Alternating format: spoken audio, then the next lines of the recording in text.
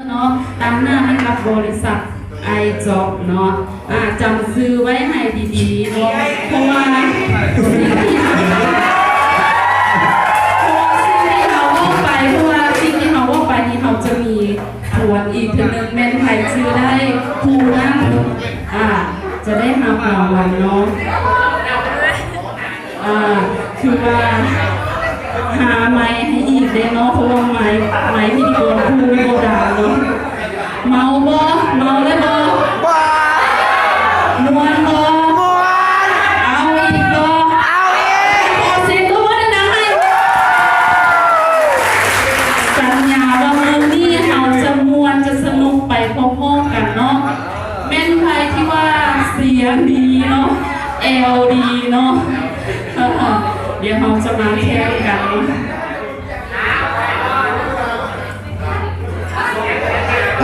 ตอนนี้นะฮะไว้สำหรับการใช้นะโอเคพี่กี้เป็นตัวแทนของสาวสวมนะครับฝั่งนี้นะโอ้โหหน้าตาดีไหมฮะสวยไหมฮะสาวเราหน้าตาดีไหมครับขอเสียงสาวเราหน้าตาดีเลยแล้วไม่แพ้กันหนุ่มเราหน้าตาดีขอเสียงหน่อยดีครับโอ้โหพี่ไอ้จ๊อบไม่ยอมนะป้องปากเขามาเต็มโอเคเรามีความสุขไหมครับคืนนี้พี่แป้งเป็นครับคือพวกเรานั้นสนุกเต็มที่สร้างบรรยากาศให้สนุกนะครับก็เดี๋ยวก่อนอื่นนะครับในนามบริษัทของเอเบิลนะครับประเทศไทยแล้วก็บริษัทไอจ็อบของเรานะครับยินดีต้อนรับน้องๆอีกครั้งนึงครับผมให้กับทุกคนนะครับเข้าสู่งานเลี้ยงวีซ่านะครับไม่ใช่กีตาร์นะครับโอ้โหน้องๆบางคนอาจจะนึกภาพไม่ถูกเลยว่าเฮ้ยมาตีวีซ่ากับบริษัทนี้จะเป็นยังไงแต่วันนี้ทุกคนเห็นภาพแล้วใช่ไหมครับรู้สึกยังไงบ้างครับรู้สึกมีความสุขครับคุ้มไหมครับยังกินได้อีกเอาให้คุ้มนะครับโอเคสถานที่เป็นยังไงครับดีไหมครับอาหารดีไหมครับเบียร์อร่อยไหมฮะจ่ายตังค์ไหมฮะเดี๋ยวบินเกินคืนนี้เดี๋ยวไล่เก็บตังค์ในจ้างย้อนหลังนะโอเคครับโอเคนะครับก่อนอื่นเนาะมีมูออกไปข้างนอกที่เขาหาครบเข้ามาหมดเลยเนาะเพราะว่าโตจากที่ไปนอกเนาะจะเข้าสู่พิธีเปิดงานปาร์ตี้วีซ่ายามเป็นทางการแล้วเนาะสำหรับหมู่ผู้ใดที่ว่าอยู่ข้างนอกมาไปห้องแม่เขาเนาะ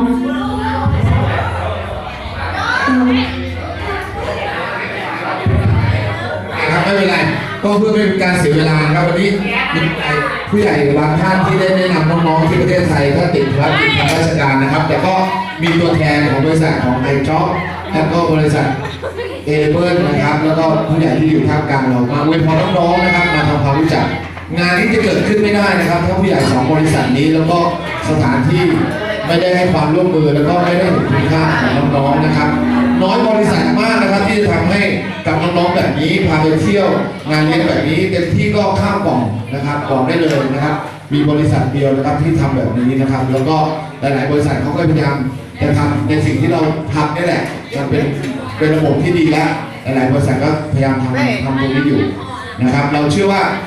เราทั้งสองบริษัทจะพัฒนาระบบให้ดีขึ้นผมให้กับสองบริษัทอีกครั้งหนึ่งนะครับมีเพื่อนๆแนะนำมาได้เลยนะครับนะพบผู้ใหญ่ท่านแรกเลยนะเป็นตัวแทนของบริษัทไอจ็อบฝั่งสปป.ลาวนะครับแล้วก็ท่านเสียงดีด้วยเดี๋ยวรอบพิเศษที่ท่านร้องเพลงเราจะมารวมใจกันช่วยรวมใจกันโอเคไหมครับค่ำคืนนี้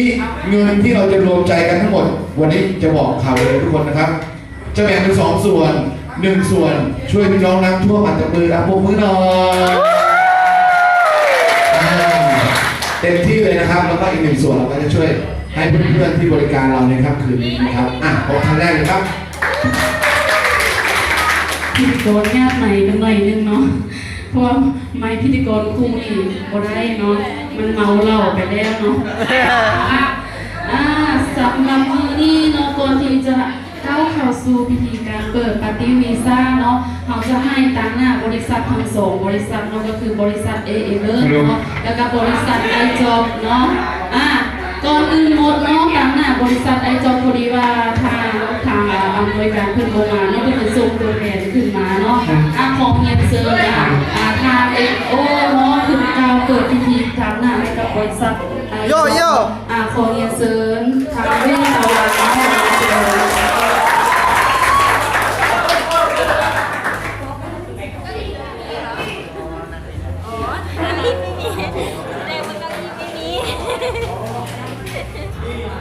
ขอพี่ตั้มหน่อยนี่ ดีเจเลยดีเจค่าเรียกว่าก็เลยมีคนมาเปลี่ยนใหม่เลยเดี๋ยวจะได้ดีเจมานะก็สบายดีบอมกันสตอบสั้นๆเราก็ถามเนี่ยเขาบอกสบายดีก็มาทั่วสำหรับวันนี้ของเจ้าเองซื้อเวทตะวันดวงวิไลศิริซื้อ XO นะ XO ถ้าผู้ใดมันพิมพ์ซื้อ XO ใน YouTube บางทีอาจจะเห็นนะบางทีซื้อนะข้าพเจ้าแต่งมาทางบริษัทไอจอบวันนี้ทางประธานมาได้ดีตัวเนาะซึ่งว่าหลายๆท่านนั่นแหละท่านประธานมาบ่ได้ก็จะเป็นข้าพเจ้ามาแทนเกือบทุกงานเนาะแสดงวันนี้ก็ยังอื่นกับสีโบเบาหลายนะเพราะว่าเรื่องกฎระเบียบต่างๆกับในนอนมาทางทีมงานเบิลอาจจะอธิบายให้แล้วเนาะมีบางส่วนที่อยากจะย้ำแต่ว่ามื้อนี้เขาก็มีนัดกันอยู่ที่ห้องอบรมบริษัทไอจอบเดี๋ยวเขาจะมาคลิปกันตื่นหน้ามือเนาะเนื่องจากว่ามื้อนี้เขาเป็นมื้อที่มวลสถานการณ์ที่เล่าไปแล้วก็จะบ่ถึงนะอาจจะลืมกันมื้อนี้มาย้ำอีกทีนึงนะแสดงพวกเราอยู่ในนี้ในมือนี้ผู้บอกว่าเขาเป็นคนหนึ่งที่โชคดีที่สุดผู้บอกโชคดีเรื่องอย่างนั่นแหละเดี๋ยวจะน้อยมาเอารางวัลได้นะได้หับบัตรให้งานที่ถูกต้องตามกฎหมายแต่ตอนนี้ยังพันได้ครับเดี๋ยวมืออื่นเนาะเดี๋ยวมืออื่นสิครับ พี่ตั้มบอกเบาๆพี่ตั้ม เพราะว่าตอนนี้เขายื่นขอวีซ่าในงานที่กงสุลไทยประจำเดือนกันแล้วเนาะมื้ออื่นบ่าย2วีซ่าออก